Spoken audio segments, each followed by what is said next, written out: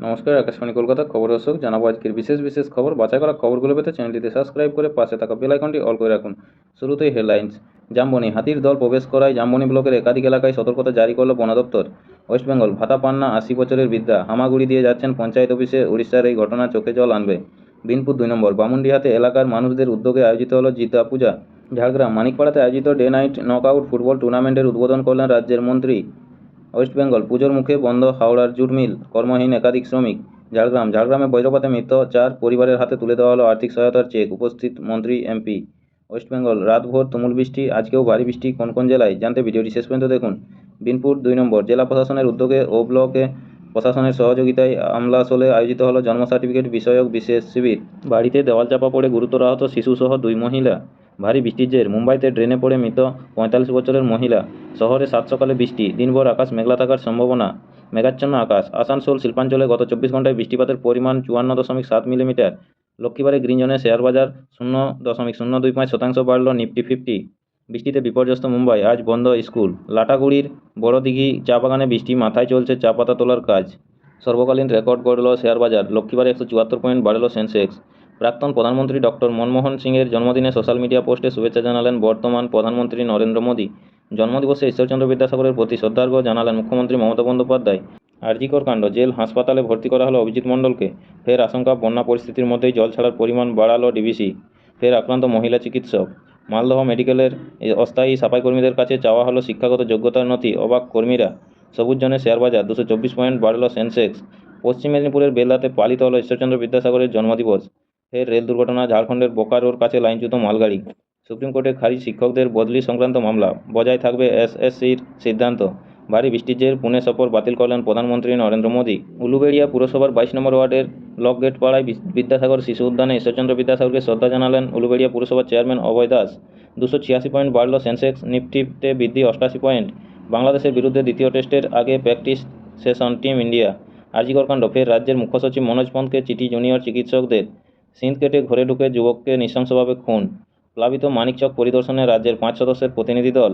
15 দিনের জেল ও 25,000 টাকা জরিমানা। মানহানির মামলায় সঞ্জয় রাউতকে দোষী সাব্যস্ত করল আদালত। রাত থেকে টানা বৃষ্টি, জলমগ্ন পশ্চিম মেদিনীপুরের বেলদাবাজার এলাকা। তিলজলায় শিশুকন্যাকে ধর্ষণ ও খুনের মামলায় দোষী সাব্যস্ত যুবক, ফাঁসির আদেশ আদালতের। ধর্মতলায় বামেদের সভা, ব্যাপক যানজট। মুর্শিদাবাদের ফারাক্কায় নতুন এসডিপিও আমিনুল ইসলাম খান। ট্রাম পরিষেবা বন্ধের প্রতিবাদে শ্যামবাজার ডিপোতে বিক্ষোভে সামিল কলকাতা ট্রাম ব্যবহারকারী সমিতির সদস্যরা। শুক্রবার সকাল পর্যন্ত কলকাতায় চলবে হালকা থেকে মাঝারি বৃষ্টিপাত, জানালো আবহাওয়া দপ্তর। অযোধ্যায় রাম মন্দির দর্শন করলেন প্রাক্তন ভারতীয় ক্রিকেটার সুনীল গাভাস্কর। কলকাতায় জরুরি অবতরণ চীনগামী ইরাকি বিমানে। আন্তর্জাতিক টেস্ট ও টি-20 ক্রিকেট থেকে অবসর নিলেন সাকিব আল হাসান। উলুবেড়িয়ায় বোমা বিস্ফোরণের ঘটনায় গ্রেপ্তার এক। পূর্ব মেদিনীপুরের নাড়ুয়াবিলা বিস্ফোরণ মামলায় ফের তদন্তে নামল এনআইএ। পাঁশকুড়ায় নিউ কংসাবতী নদীর জলস্তর বিপদসীমা পার করল। পেট্রোপোল সীমান্ত দিয়ে বাংলাদেশ থেকে ভারতে এলো কয়েক টন ইলিশ। এখন পর্যন্ত শুনলেন আজকের হেডলাইন্স, আসবো বিস্তারিত খবরে। পাঁশকুড়ায় নিউ কংসাবতী নদীর জলস্তর বিপদসীমা পার করল। অন্যদিকে কংসাবতী ব্যারেজ থেকে জল ছাড়া চলছেই। নিম্নচাপের প্রভাবে আজ তুমুল বৃষ্টিপাতও হয়েছে, তাই পাঁশকুড়ায় বন্যা পরিস্থিতির নিয়ে ফের উদ্বেগ তৈরি হয়েছে। প্লাবিত এলাকা থেকে পুরোপুরি জল নামার আগেই আবারও দুর্যোগ দেখা দিয়েছে চিন্তায় এলাকাবাসীরা। প্রতিদিন নিয়মিত গুরুত্বপূর্ণ খবরগুলো শোনার জন্য আমাদের চ্যানেলটির সাথে যুক্ত হয়ে থাকুন। আসবো খবরে। পূর্ব মেদিনীপুরের ভূপতিনগর থানার নাড়ুয়াবিলা বিস্ফোরণ মামলায় ফের তদন্তে নামল এনআইএ। আজ বৃহস্পতিবার তদন্তকারী সংস্থা ডিএসপি অর্পণ সাহার নেতৃত্বে একটি টিম ভূপতিনগর থানায় আসে। থানার ওসি সহ বিশাল বাহিনীর সুরক্ষায় এনআইএ অফিসাররা নাড়ুয়াবিলা রওনা হন। গত 6 এপ্রিল ওই মামলায় অভিযুক্ত 2 তৃণমূল নেতাকে গ্রেপ্তারের পর আক্রান্ত হয়েছিল এনআইএ। সেই ঘটনার 5.5 মাস বাদে আবারও তদন্ত শুরু করল এনআইএ। উলুবেড়িয়ার ফতেপুর রত্তলায় বোমা বিস্ফোরণের ঘটনায় গতকাল অর্থাৎ বুধবার রাতে এক ব্যক্তিকে গ্রেপ্তার করল পুলিশ। ধৃতের নাম শেখ হাফিজুর। তার বাড়ি ঘটনাস্থল থেকে মাত্র কয়েক মিটার দূরে। আজ বৃহস্পতিবার ধৃতকে উলুবেড়িয়া আদালতে তোলা হলে বিচারক তাকে 4 দিনের পুলিশি হেফাজতের নির্দেশ দেন। মুর্শিদাবাদের ফারাক্কার এসডিপিও বদল হলেন। নতুন এসডিপিও হলেন আমিনুল ইসলাম খান। তিনি এতদিন বসিরহাটের মিনাখার এসডিপিও ছিলেন। ফারাক্কার এসডিপিও কৌশিক বসাক এখন তার জায়গায় বদলি হলেন। তিলজলায় 7 বছরের শিশুকন্যাকে ধর্ষণ ও খুনের মামলায় দোষী সাব্যস্ত যুবককে ফাঁসির আদেশ দিল আলিপুর পক্সো আদালত। বিচারক বলেন, এটা শুধুমাত্র বিরল নয়, বিরল থেকে বিরলতম ঘটনা। আপনাদের সকলকেই বলা হচ্ছে, যারা নিয়মিত সঠিক খবরগুলো শুনতে চান আমাদের চ্যানেলটি সাবস্ক্রাইব করে রাখুন। ফিরে আসবো খবরে। বৃহস্পতিবার মানিকচক পৌঁছালো রাজ্যের 5 সদস্যের প্রতিনিধি দল। বিগত কয়েকদিন ধরেই গঙ্গার জলে প্লাবিত মানিকচকের ভূতনির 3টি গ্রাম পঞ্চায়েতের 15টি গ্রাম পঞ্চায়েত। প্রশাসন সূত্রে জানা গিয়েছে, ওঙ্কার সিং মিনার নেতৃত্বে বৃহস্পতিবার মানিকচক পৌঁছায় রাজ্যের পরিদর্শন দল। জনস্বাস্থ্য ও কারিগরি বিভাগের চিফ ইঞ্জিনিয়ার, জনস্বাস্থ্য বিভাগের অধিকর্তা ডক্টর দীপঙ্কর মাঝি, সেই দপ্তরের ইঞ্জিনিয়ার ইন চিফ এবং সচিব ও WBRIDD দপ্তরের চিফ ইঞ্জিনিয়ার এই প্রতিনিধি দলে আছেন বলে জানা গিয়েছে। সিঁধ কেটে বাড়িতে ঢুকে যুবককে নৃশংসভাবে খুন, শোয়ার ঘরে ঢুকে ধারালো অস্ত্র দিয়ে গলা কাটার ঘটনায় এলাকায় ব্যাপক চাঞ্চল্য।